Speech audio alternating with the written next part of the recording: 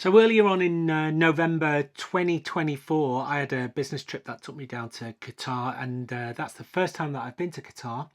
So it's a 6-hour easy flight from Heathrow. You can leave in the morning, you're getting in the about 5 o'clock, and Qatar was really enjoyable. Easy to get around too.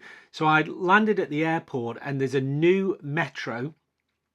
I think it's French, it could be French, and I jumped on the metro, which was dirt cheap to get me to the hotel, and I was staying at the Marriot Marquis in the new part of town.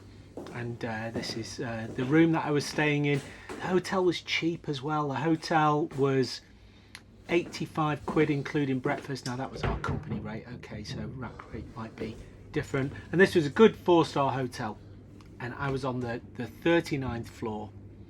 Nothing wrong with this hotel whatsoever. It had a pool, it had a gym, it had a spa, and a commanding view. That Star Wars building there is the old Sheraton. That was one of the first hotels in Qatar. But look, so that's the bar upstairs, like a really trendy bar that looks out over the Corniche. This is the skyline here. I'm staying on the 38th of that, 39th. Outdoor pool. And then this is the other tower on the other side. So this is the gym in the hotel. By the way, you could get a drink in the bar. So there was alcohol being served in the bar. I think that's the same for all of the hotel bars. So it wasn't completely dry. Gym was fine. I went there 2 or 3 times. There was hardly ever anyone in it. And then this is the pool during the day. Temperatures when I was there were low 30s centigrade. And that was really enjoyable. Now, the nice thing about this setup here was the hotel was next to a big shopping mall. And by big, I mean kind of Westfields, Trafford Centre big. There was a massive Carrefour down at the bottom of it. Lots of Western brands, so you can see the big play area for the kids. And this was when I was there on the Sunday night. Let me think. I arrived on the Saturday, and it was busy on the Saturday night because they've got a Friday Saturday weekend. And then during the rest of the week, it wasn't that busy, you know. But it was good, and because you're staying in the hotel, it meant that if you needed anything, you could just drop into this place. And it had a gold souk at the end, so fellas, if you're there with your other half, just be aware that this could do some damage. And there's a proper gold souk in the old souks downtown, and this is where I'm heading to now. So this is the bay in Doha. This is the Persian Sea that it looks out to. Kind of, it's got that half moon kind of crescent thing, which is appropriate because there you can see the moon just coming up. And then this is the start of the skyline in kind of the new city, where there's been this massive influx of cash because of the gas that Qatar is built upon. It's got oil, but it's mainly known for gas. So what they do is they liquefy the gas and ship it all over the place. Some of it goes to London, and there's a regasification plant in East London. Spectacular. So there's just a dhow sailing out into the bay there. This is the Persian Sea. Over on the far side of this bay is the old town, and that's where the souks are. And I'm just walking there along the Corniche here, and this is the bay. And then you turn round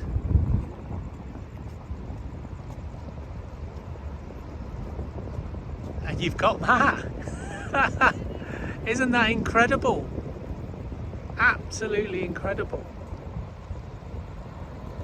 I really like this effect where they use like a light show on the buildings. I know that other international cities do it as well, but it's the first time I've seen it.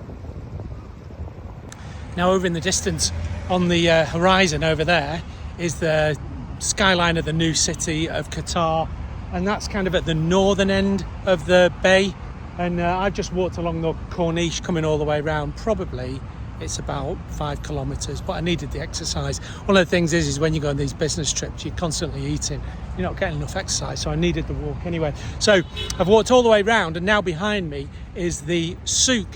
It's in this low-rise kind of building here. That marquee there is kind of like a seasonal indoor market. It's pretty interesting, actually. There's some interesting stuff in there. Now, apparently this souk is fairly modern. I think it's like 10, 20 years old, and there used to be an old souk that I can imagine what it was like. That was probably more like the souks that you get in like Marrakesh or somewhere like that. And anyway, they pulled that down and rebuilt this one. And this one's quite civilized, I would say. It's kind of, when you go to some of these markets in the Middle East or, Africa or wherever, and they're quite touchy-feely and hands-on and come and see this and that kind of thing. This one's a little bit more reserved. It's quite nice. So this is Souk Waqif, which is on the metro.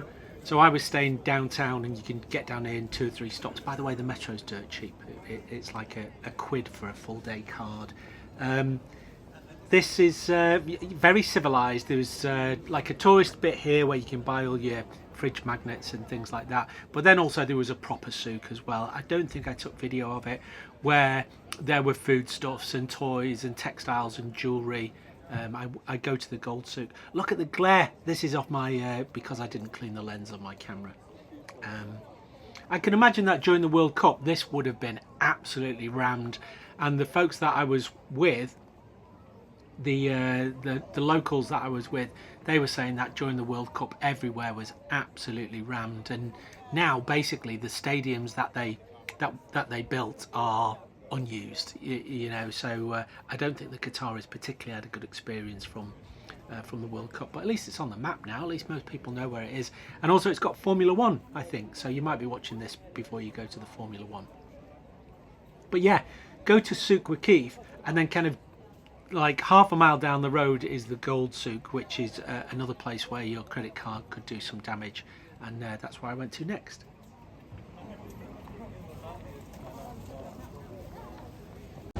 So down in the old town, there's a big souk, Souk Waqif, which is kind of the traditional one, and then next to it is a gold souk, and there must be like 100 jewelry stalls. It's mostly gold, but there's diamonds as well, and little teeny tiny ones on both sides here, so it goes on both sides. So and the way that they sell it as well is that if you're buying gold, you take the day rate for gold, and then you add on kind of I guess kind of like a manufacturing cost or a handicraft cost. It's pretty spectacular. Some of the gold here is just amazing. It's really impressive. This is the metro station at the Doha Exhibition and Conference Centre, and I've been staying at a hotel which is kind of next to that. The metro is fantastic. I don't know whether it's German or Japanese or French or whatever. The stations are all great. I was talking to a guy, and he was on the project team for it, and apparently it was staffed by quite a few TfL Brit expats who brought their knowledge of the tube to it. It's cheap as well. It's really cheap. So a day card costs 6 rials, which is about £1.50. It's not very big, there's not that many stations, 20 stations maybe, but it gets you from the airport to the old city and to the new city really quickly. So that was my trip to Qatar.